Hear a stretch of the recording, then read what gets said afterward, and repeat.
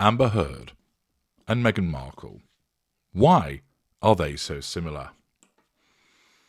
Well, the short answer to that question is they're both narcissists. And for those of you who are not familiar with my work, I would direct you to the extensive breakdown of Meghan Markle, Harry's wife's behaviours, in the detailed series, showing lots and lots of different facets of her narcissism at work, the narcissistic dynamic, her reaction to particular things.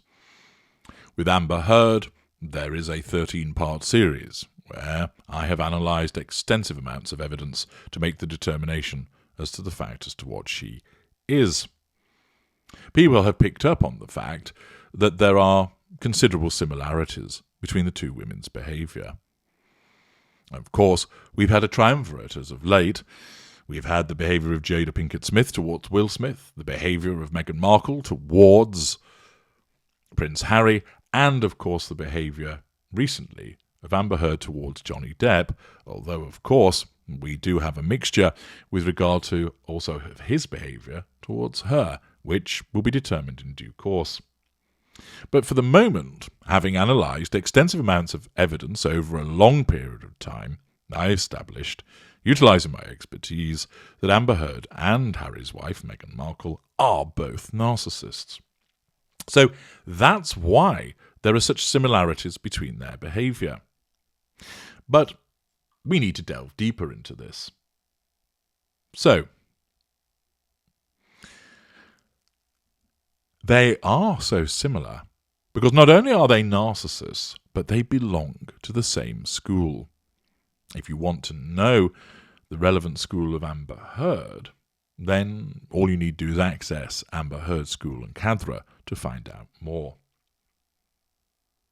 They belong to the same school, although they are of different sub-schools, which means that there are some notable differences between them, but overall they are extremely similar because they belong to the same governing school of narcissism. I'm going to take you through a number of similarities and explain why they behave in such a similar fashion. The first one, and the most notable one, is that they operate both with facades. The facade is what is shown to the outside world by the narcissist. Unaware narcissists do this unconsciously. The narcissism, like a background app, does it on their behalf. What the narcissist shows to individuals behind closed doors is the veneer. So, for instance, you may have a particular type of narcissist that operates with a facade towards the outside world of being a kind and helpful person. And then, behind closed doors, is horrible to their spouse. At first, they maintain towards that spouse a veneer of being a delightful, kind and loving person. But that veneer is stripped away through devaluation. The rest of the world, that does not see the devaluing behaviour because of the presence of the facade. Meghan Markle operates a facade of being a kind, empathic, interested person who's there to bring soothing to the fevered brows of the unwell, to defend the dispossessed, to stand up for the oppressed. She believes that she is a kind and decent person, and operates accordingly, driven by her narcissism, this facade. Amber Heard operates a facade also, similarly, believing herself to be kind, believing herself to be empathic, that she stands up for people. So, for instance, with ambassadorial roles that she's utilised, where she's talked about particular women's rights, and they both engage in that. So they both operate a facade, which is caused by their narcissism. However, Harry's wife's facade is somewhat more effective, because whilst it is occasionally punctured, and I've given you various instances in the Harry's wife series of when that happens, it doesn't happen very often. And that sickly sweet facade of being a kind and empathic person largely holds intact. Yes, there are things that go on behind closed doors, But that's not part of the facade. The facade is what the public sees, the world at large sees. With Amber Heard, her facade is not as refined. It's intermittent in its application. We've seen it fracture more often. But the fact is, both women operate facades. The second point is, they both think that they are good people.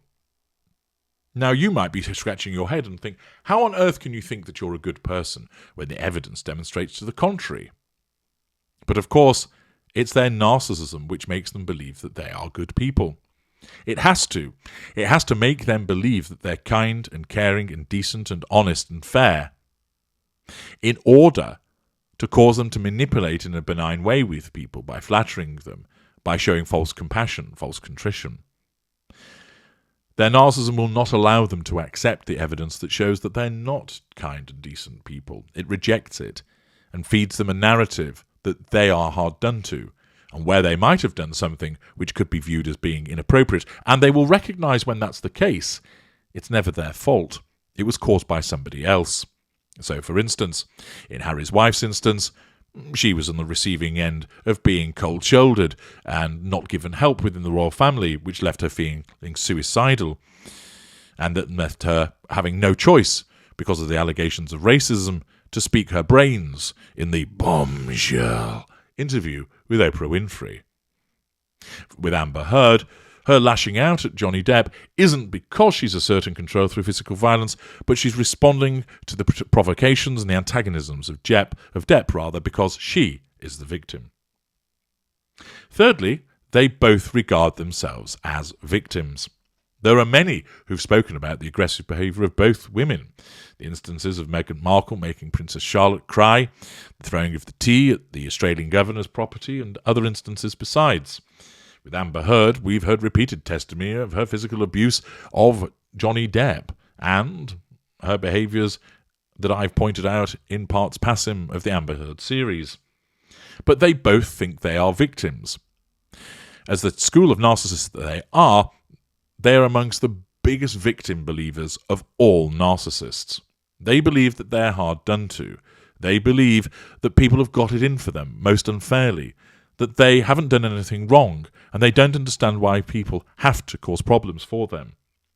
They believe that they're hard done to, gossiped about, smeared, put down unnecessarily, picked on, that the press gives them the hard time, that the internet is against them, and this is all because of the machinations of the royal family or Johnny Depp and his supposed bots.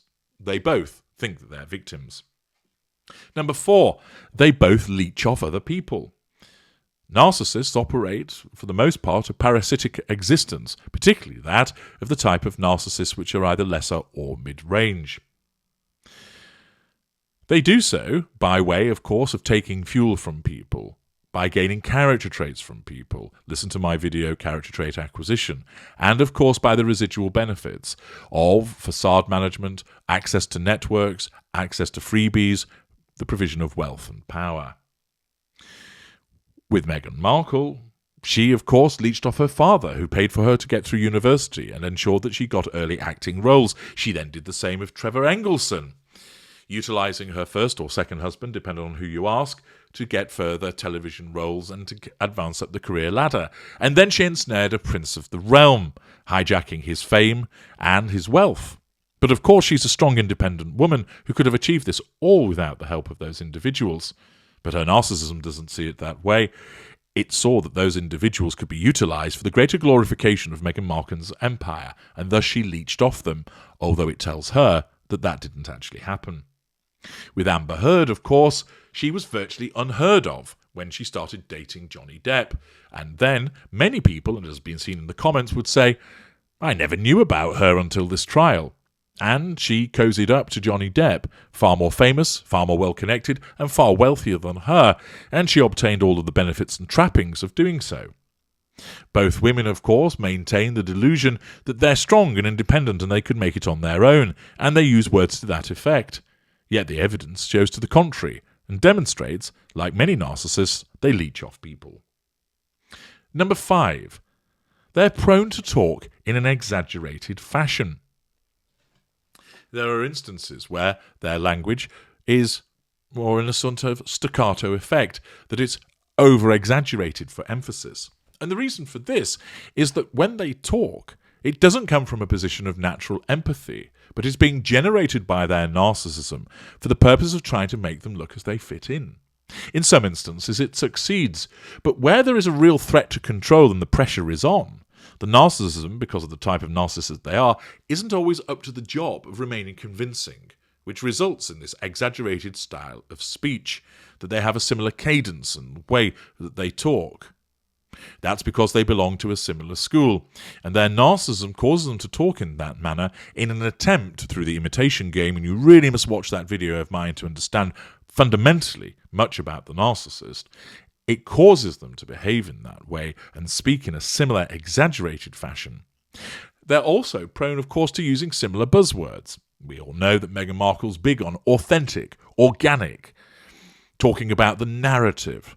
And Amber Heard is similar in the way that she talks also.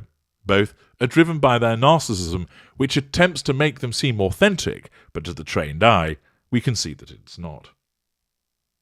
Number 6, they're similar in the way that their narcissism glitches. With Harry's wife, we've seen it where suddenly the Death Star makes its appearance, or the Death Stare, rather, makes its appearance. Freudian slip of Star Wars there. What it does is it ensures that it causes her, for the most part, to operate with the veneer and the facade. But it glitches on occasions, particularly when she's under pressure to assert that control. And so we see the ignited fury rise to the surface, as somebody, for instance, her mother, in a clip in parts passing, and also notably the Duchess of Cambridge, are the recipients of the death stare. We also see it glitches with the rapid blinking, as almost the narcissism is thinking, what do I do, what do I do, what do I do? And then it chooses an outcome. It's glitching. The 404 moment. Watch that video also. She's also prone to exaggerated arm waving. Again, a consequence of her narcissism glitching when the pressure is on, because her narcissism isn't at such an evolved level as, say, a greater narcissist or the ultra, to handle the situation with aplomb and seamlessly. Amber Heard is similar. She has glitches in her narcissism. I have done a video about it only recently, and it shows with her with incongruous responses, over-exaggerated face movements, the compartmentalization as she shifts from one facial expression to the other as her narcissism tries to find the appropriate response. I refer to it as a total recall moment. She also is prone to a lot of exaggerated arm waving, similar to Meghan Markle, again demonstrating the similarity of their behaviour as narcissists. A seventh similarity is the fact that they both use the narcissistic smirk. We've seen that regularly with both of them in photographs and film footage. To understand more about that, I've explained with both of them in parts passing why they utilise the smirk, and you can also watch my video, The Narcissist Smirk. But this is a similarity that is caused by their narcissism. Finally, an eighth similarity is the fact that they have no self-reflection. They are incapable of looking at their behaviours and thinking, actually, I'm the problem here, aren't I? I'm the one that's causing difficulties for other people, and that's why they're calling me these names. That's why they're making videos about me. That's why the press is reporting about me in that manner. Neither of them sits there and thinks about their behaviour and how they are at fault.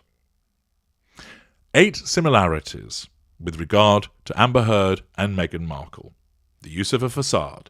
They both think they're good people. They both regard themselves as victims. They both leech off other people. They talk in an exaggerated fashion. Their narcissism is prone to glitching. They utilise the narcissistic smirk, and they're incapable of self-reflection. And all of those similarities arise because they come from the same school of narcissism. I'm H.G. Tudor. Thank you for listening.